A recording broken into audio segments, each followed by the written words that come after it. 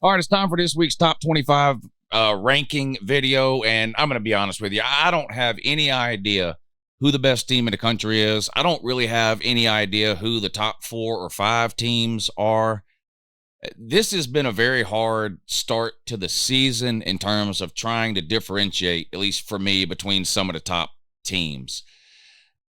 You do these preseason rankings or off-season rankings or whatever, and so you start with kind of a baseline, and is that fair? No, it's not a fair way to do it, but that kind of gets to the root of the problem with top 25 rankings in college football. There really is no fair way to do it. The reality is, in college football, there is too many teams to make a completely objective top 25. There is always going to be subjectivity inserted into anyone's top 25. Everybody considers different things and weights different things different ways when making a top 25. Your record, to me, has to be the most important thing. If the games you play don't matter, then why are we playing them? In the end, winning is the most important thing to me. Now, that doesn't mean that every unranked team should be ranked ahead of every single team with one loss, does it? No, probably not, right? Notre Dame loses on the last play of the game to Ohio State. Should Notre Dame be ranked lower than Kansas or Syracuse or Kentucky?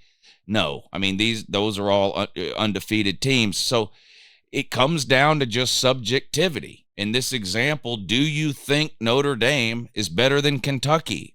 I do. So I'm probably going to have them ranked ahead of Kentucky on this top 25 ranking. There's no way for me to prove that, right?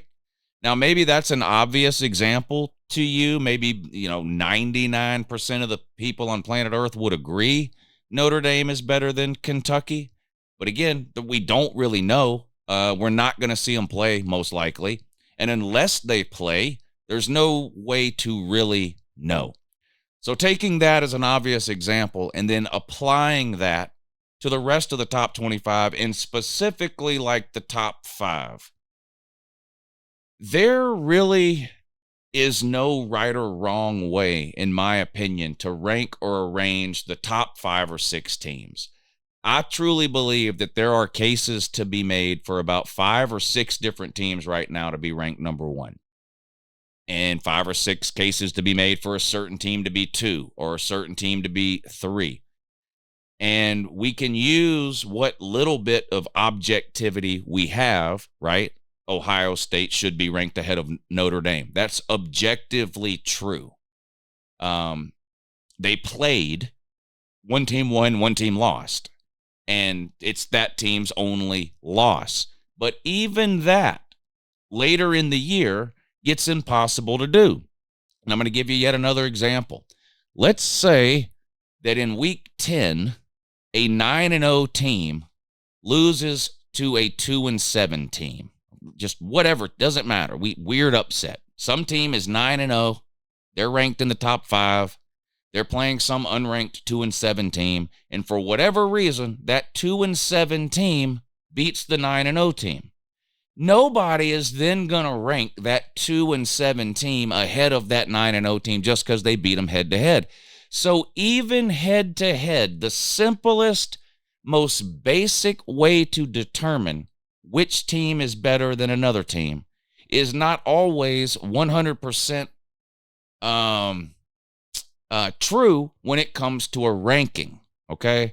There's always going to be subjectivity. And if you ask 100 people to explain their top 25, why they have certain teams ranked where they do, you're going to get 100 different explanations on why certain teams are ranked where they are. That's the subjectivity that comes into play in a top 25. In the world of college football, there's just no way around it. There's 135 teams. We only play 12 games. Within that 12-game schedule, some teams play 8 conference games. Some teams play 9. How do you judge that in terms of a top 25? Even in the non-con schedules, whether you're playing 3 or 4 non-con games, these non-con schedules are not identical. you take teams like Georgia and Michigan. Georgia and Michigan each have played 3 non-conference games. None of them were Power 5 opponents. Now, Georgia does play a Power 5 non-con opponent, but it's not until the last week of the regular season. Michigan doesn't play a Power 5 non-con. So even though Georgia and Michigan have played 3 non-con games against non-Power 5, even those 3 games are not identical in terms of who Georgia and Michigan played. There's just no way to get rid of the subjectivity. And that's one of the things, in my opinion, that makes college football so popular, is that it leads to never-ending debate and argument, right? And that's one of the things that draws a lot of people to college football. There's no real way to prove that the team you think should be ranked number 1 is actually the number 1 team. There's just no way to prove that in week 4. So we can go round and round on it for days, weeks, whatever, until the end of the season when we crown a national champion. And even then, you get cases like last year where a handful of Alabama fans want to stand up and embarrass themselves and claim that, yeah, Georgia was undefeated and won the national title, but they didn't have to play Bama. Bama could have beat them. It's just never ending. I can't prove Georgia would beat Bama. They can't prove Bama would beat Georgia. So there's no end to the argument. And again, I'm using specific examples here, but you can just apply this across college football, especially when it comes to ranking teams. With that being said, everybody does an off-season top 25. Then when, a couple of weeks before the season starts, you do like your preseason top 25. Therefore, when you go into the season, you are starting with a baseline of where you think teams should be ranked, even before you've seen them play any games. Well, at this point in the season, we have seen almost every team play 4 games. I believe some have played 5 if they played in week 0. But in any case, we're about a third of the way through the season, and you have to decide, are you going to continue to rely on your preseason rankings and just adjust teams up and down a little bit each week based on how they did relative to what you thought they were going to be in the preseason? Or do you take a step back, take sort of a 45,000-foot view down onto the world of college football as it's happened so far through 4 weeks, and sort of recalculate where some of those teams would be? Again, so it's going to come down to subjectivity.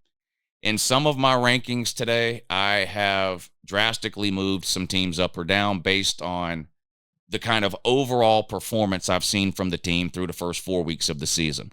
In other cases, I'm taking what a team did on Saturday and just moving them up or down a spot or two based on how I think they did in one game. So I'm not here to tell you that the way I do my ranking, or that my ranking in particular, is the right or the wrong ranking. And as usual, you're free to disagree with these rankings in the comment section down below. But here you go. Here's the Uncle Lou week 5 top 25. All right, there it is. And I'm going to do this a little bit different today. Instead of kind of starting with the 25th team and just going all the way down to 1 and talking a little bit about every single team and who they played last week and who they beat and all that, I'm going to skip all of that.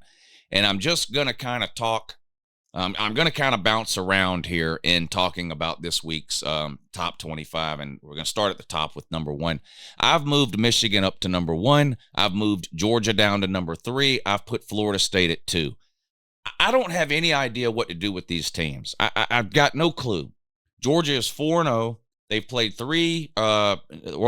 2 Group of 5, 1 FCS, and 1 Power 5 opponent. The Power 5 opponent was South Carolina, an unranked team who, in my opinion, is probably a 6 to 7 win team this year, maybe 8. They were losing at halftime 14-3. They did come back and dominate the second half and win by double digits, 24-14. The other 3 games were all blowouts. Now, people are nitpicking. Oh, Georgia struggled here. Georgia beat UAB 49-21. There's nothing struggling about that. 45-3 over Ball State, 49-6 or whatever it was over UT Martin. Those are not struggle wins. Those are 40-point wins, 30-point wins. They're not struggle wins. You're nitpicking things there with Georgia. With that being said, why did I put Michigan at 1? they've got a similar story to Georgia. Now, they've played 3 lower classification teams and 1 Power 5 team. The 1 Power 5 team was Rutgers. I think they beat them 31-7 or something like that. Do I think Rutgers, comparing specifically Georgia and Michigan, do I think Michigan's win 31-7 over Rutgers is more impressive than Georgia's 24-14 win over South Carolina? I view them about the same. I think South Carolina would beat Rutgers. Rutgers is an okay team. I don't think they would beat South Carolina. But again, that's subjective. I can't prove that. I don't know. I've had Michigan number 2 forever. Georgia has not covered the spread in a single game this season. I'm moving them down to 3. Does that mean I think Georgia's not the best team in the country? I don't know. I don't know if Michigan's the best team in the country. What about Florida State? Should they be number 1? People are saying they've got the 2 best wins in college football. I really like their win over LSU. Their win against Clemson, to me, I don't really know what to make of that. Clemson, if you want to talk about scheduling and who's played who and who's beat who, okay, great. Clemson's non-con schedule has been complete garbage, just like Georgia's. The only difference between Clemson and Georgia is Clemson played a conference game in week 1 instead of a non-con game. They played Duke, and they got blown out 28-7. They won a couple of non-con games against terrible teams, and then they lose this past weekend to Florida State. How do I judge that Florida State win against Clemson? How do I judge that? Clemson has not beat a Power 5 team this season. They're 0-2. Going back to last year, they're 1-4 in their last games against a Power 5. And I'm not saying all this to pile on Clemson. That's my reasoning. Again, subjective, and you're welcome to disagree. And I thought long and hard about putting Florida State number 1. That's why I have Florida State at 2 instead of 1. Am I convinced Michigan is better than Florida State? No, I'm not convinced. I'm not convinced Michigan is better than Washington at 7, or Oregon at 8, or Southern Cal at 9. I don't know. This is the hardest time I've had with rankings in the entire time I've been doing this. My main justification for moving Georgia down is there has not been a single game this season that Georgia has played. Even forget the competition for a second. There hasn't been a single game Georgia has played this season where they looked dominant for 4 quarters. There has not. There hasn't. Now, you can make that same argument against a lot of these other teams in the top 10. Ohio State beat Indiana 20-3 or 23-3 or whatever it was. 0 passing touchdowns. Florida State survives against a terrible Boston College team on the road. Georgia beating South Carolina 24-14 is infinitely more impressive than Florida State beating Boston College by 2 points. But Florida State's got the win over LSU, and that trumps anything Georgia has. So, do I think Florida State would beat Georgia or Georgia would beat Florida State? I've got no idea. This isn't a power rating. This is a ranking. Power ratings are just who you think would win ranked in order. That's not what this is. I don't know who would win a lot of these games. I've got Texas at 4. I still think the win on the road at Alabama is an impressive win. I'm not sure how good of a team Alabama is. You see, I've got them ranked 14th. They beat Ole Miss this past week. They did not look very impressive doing it. Their defense is good. Their offense looked like a complete mess again. Jalen Milroe had another turnover. He throws an interception in the red zone, in the end zone. The penalty issues. He got sacked another 4 or 5 times. I don't really know how impressive that win that Texas had over Alabama is, but I do think it's more impressive than any win Georgia has had, but yet I've got Georgia ahead of Texas. So does that mean I think Georgia would beat Texas? No, I don't know. Texas struggled with Wyoming. It was tied 10-10 in the 4th quarter. Being tied 10-10 with Wyoming in the 4th quarter is way worse than being down 14-3 to South Carolina at halftime. In my opinion. And again, Georgia comes back, wins the game easily. Texas comes back, wins the game easily. I don't know how to differentiate these teams. I don't. And like I said, you can tell me what I'm wrong on any of these teams in the comment section. I'm not going to argue with you. I don't know. I don't know. Ohio State at 6. They beat Notre Dame on the last play of the game. They played again tomorrow. Maybe Notre Dame wins. So should I really drop Notre Dame all the way down to 12? Shouldn't they be right behind Ohio State? I don't know. I've got them at 12 because they've lost a game. I've got them as the highest ranked one-loss team. Everybody else in the top 11 is undefeated. I've got Oklahoma higher than anybody else has them. Should I have Notre Dame ahead of Oklahoma? Who would win right now if Notre Dame and Oklahoma played? I honestly don't know. Oklahoma has looked good to me. Top 5 offense in the country right now. Top 5 defense in the country right now. Notre Dame's defense held Ohio State in check for 90% of the game. Only gave up whatever it was, 17 points or whatever. I don't know. If somebody still has Notre Dame in the top 10, I've got no problem with that. Southern Cal at 9. They beat Arizona State by 14. Arizona State's terrible. They gave up 28 points to Arizona State. That game was contested into the fourth quarter. Arizona State's horrible. A couple of weeks ago, they beat Stanford, whatever it was, 50-something to 3. It was 49-3 at halftime. So Oregon beat Colorado. It was 35-0 at halftime. 42-6 was the final score. Should I have Oregon higher? Washington at 7. If you're looking for a team, and look, you could put Washington at 1. I thought about putting Washington at 1. Washington, to me, has played 4 good games and 4 good quarters in all 4 games. I've yet to see Washington struggle or look bad. They might have the best quarterback in football. He's leading the country in passing yards, Michael Penix. They might have the best defense in the Pac-12, definitely top 2 or 3 in the Pac-12. You can make a case for Washington to be number 1. I've got them at 7 because could they beat Ohio State? I don't know. I don't know. Could they beat Michigan? I don't know. I don't know. What else about in the top 10? I got Utah at 10. Utah's won the Pac-12 2 years in a row. They beat Southern Cal not once but twice last year. They're undefeated with a win against Florida, who only has 1 loss. That's to Utah. And a win against UCLA, who's only got 1 loss against Utah. They've got 2 good wins. Well, 1 good win. Florida win decent, I guess. They beat Southern Cal twice. Shouldn't Utah be ahead of Southern Cal? Probably. Why do I don't know why I've got Southern Cal ahead of Utah. I've got no idea. I don't have a clue. If they played tomorrow, I don't know who I would pick to win. I would pick Utah to win. I don't know. Notre Dame and LSU 12 and 13. I think these are the 2 best one-loss teams right now. Notre Dame's loss was closer than LSU's loss. Notre Dame lost to Ohio State, my 6th-ranked team. LSU lost to Florida State, my 2nd-ranked team.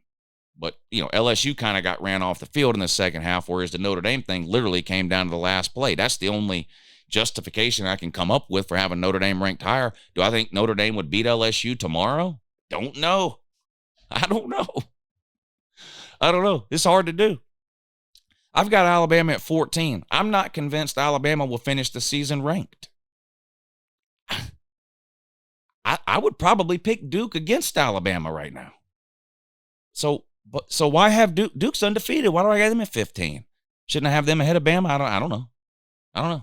Bama's still got to play Texas A&M, LSU, Arkansas, Auburn.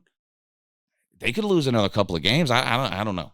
Duke's got to run the ACC gauntlet. I mean, Washington State at 16, they beat Oregon State last week, a ranked team. Or they still are. I got them at 20. Why would I drop Oregon State out? Their only losses to a ranked. It's impossible. This is impossible to do. I've got North Carolina at 17. They're undefeated. I've got Miami at 18. They're undefeated. They beat Texas A&M. Is Texas A&M any good? I don't know. They beat Auburn 24-10 or something this past week. I don't know. How good is Texas A&M? How improved is the offense? I don't know. Miami, a lot of these teams on here will get a chance to prove it again, right? A lot of these teams play each other. I don't know. Missouri at 22. They beat Kansas State. Kansas State was in everybody's top 20 2 weeks ago. Missouri was unranked. Missouri beats Kansas State on the last play of the game. Then all of a sudden, both are unranked. They don't rank Missouri. Missouri and Kansas State both won this weekend, so I ranked them both. But you got to put Missouri ahead of Kansas State, don't you? They got the same record, and they played head-to-head, and I saw who won. It was Missouri. If they played again tomorrow, would I pick Missouri to win? No, I don't know. I might pick Kansas State to beat them. I don't know. I've got Kansas at 24. They're undefeated. They play Texas this week. So whether I'm right or wrong about Kansas, if I'm wrong, then, well, just move them out next week because they play Texas this coming week. I'm pretty sure it's this week. Fresno State at 25. There's a lot of other teams you could put at 25. Kentucky's undefeated. Louisville's undefeated. Syracuse is undefeated. There's 10 teams you can put at 25. Just feels good to put a group of 5 team in. I'm not going to lie. That's why I put Fresno State there. I'm just going to be honest with you. I considered about 10 teams. Fresno State was the only group of 5 team I considered putting there. So I said, well, it always feels good to have a group of 5 team in there. So I went with Fresno State. Do I think they would beat Louisville or Kentucky or Syracuse or any of a number of other teams that are undefeated yet somehow unranked? No, I don't know if they would or not. This is the weirdest top 25 I've ever made. I feel like I've just done nothing but complain and tell you I don't know where any of these teams should be ranked because I'm just having a hard time. You could have Georgia all the way down at 7, 8, or 9. I don't think that would be unfair. Depending on how you do your rankings, depending on which metrics you weight higher than others, do you value who a team is beat over? How much emphasis do you put on that versus, well, I just think Georgia's really good? I don't know. I don't know. You could have Georgia at 11, 12. Is Georgia the worst undefeated team? I doubt it. But I guess you could put them down at 12 if you wanted to. I dropped them down to 3. I mean, all they've done is they've played 4 games. 3 were blowouts against terrible teams, and then they beat South Carolina by 10. All 4 of Georgia's games have been at home. I haven't even seen Georgia play on the road. They play on the road this week at Auburn. Now, I think that's a tough test for Georgia in terms of the environment. Carson Beck's a first-year starter. This will be his first road start. I don't think Auburn's a very good team offensively, but they've got a good defense, and that crowd is insane at Auburn. It's a tough place to play. What if Georgia goes down there and struggles on the road against Auburn? I don't think Auburn's a great team. So if Georgia goes there and struggles, we just say, well, it was on the road. Everybody plays on the road. Everybody plays 4 or 5 road games a year. You can't, if Georgia goes to Auburn and struggles against what I think is a pretty bad Auburn team, let's say Georgia wins by 7. I don't think that's acceptable. If Georgia beats Auburn on the road by 7, you probably got to drop them again. I think. Georgia goes to Auburn and wins by 24.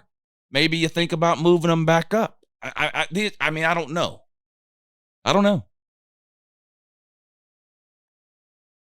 Have a great day. I don't know.